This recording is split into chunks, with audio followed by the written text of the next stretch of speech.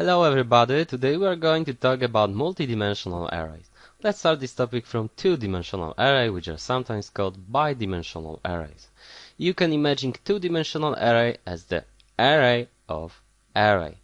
We talked in previous lesson about one-dimensional array, and now we know that the array like that is some kind of container, right, for variables of the same type.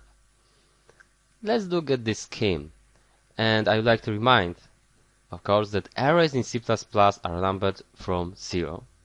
And look, when we create typical one-dimensional array, for example int x, which size is 4, we are saying something like that. Let's create a container, right? So this thing, a container, one container, that will store what? 4 variables. One variable, second variable, third variable, fourth variable, right? So we have a container that can store 4 variables of the same type. They are next to each other. And each element in one-dimensional array, of course, is called variable. So we are creating a container that can store elements, and elements here are called variables. Okay. When we create a two-dimensional array, we are doing it that way. Int y, which is of course type integer name y, and after it we are saying that we want to create 3 containers, arrays, right? And each of that container will be able to store an array again of 4 elements, variables. So as you can see, that is the first container that got created, second container that got created, third container that got created, right? And inside that containers, we have an array. One array, second array, third array. And each of that array can store 1, 2, 3, 4 variables. 1, 2, 3, 4, 1, 2, 3, 4, right? So I draw here something like that arrow, and if you want to get to that value here, you have to write something like y11. When I write only y1 in brackets, it means that I want to choose the container number 2. So that guy here, right? y11 means that I want to get from container number 2, so I'm choosing the container number 2, an array, so I'm choosing the array, that 1, 2, 3, 4 variables, right? And I want to find second variable. I want to find value that is stored in a variable number 2, so that guy here. Okay, so in two-dimensional arrays, we store inside an array just another array. Okay? Okay, let's create two-dimensional array here. So, for example, let it be integer and let's call it by array. And let's make size of that the same as here, so 3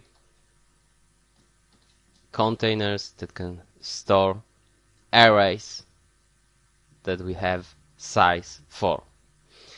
Okay, and now let's check, for example, what is inside something like that. For example, here. Of course, there are random numbers because we are just allocating memory, right? The same as we are doing with the variables. So we have to assign a default values here. We can do it very fast that way. Now I've just assigned to all that variables right here 0. As you can see, now we know that everywhere there is 0. If you wanted to have different values in elements, we would have to use something what is called loops. We will learn them in next lesson. So right now we we could only do it that way, and we could assign only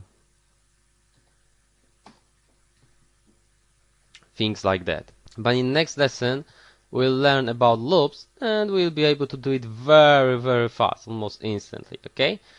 And I like to also tell you now how are working addresses now. Let's check address of that guy here. Address of that guy here.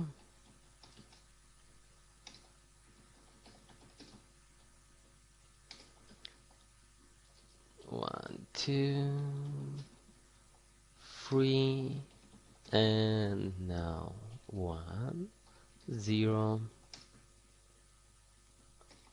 Okay, and you just continue, right? Let's compile it. As you can see, address of by array of index 0 is the same as address of by array 0, 0. And next addresses are moved by 4, right? 0, 4, A, C, and again 0, and then it will be 4,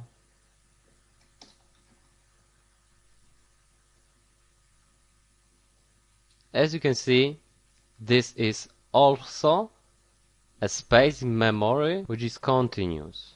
We can create multidimensional arrays, which means that we can create many dimensions. I could do something like by array of, for example, 2, 3, 2. That's okay. I can again do more dimensions. Most time you will use only one-dimensional arrays and two-dimensional arrays. Rarely three-dimensional arrays, but it means the same thing.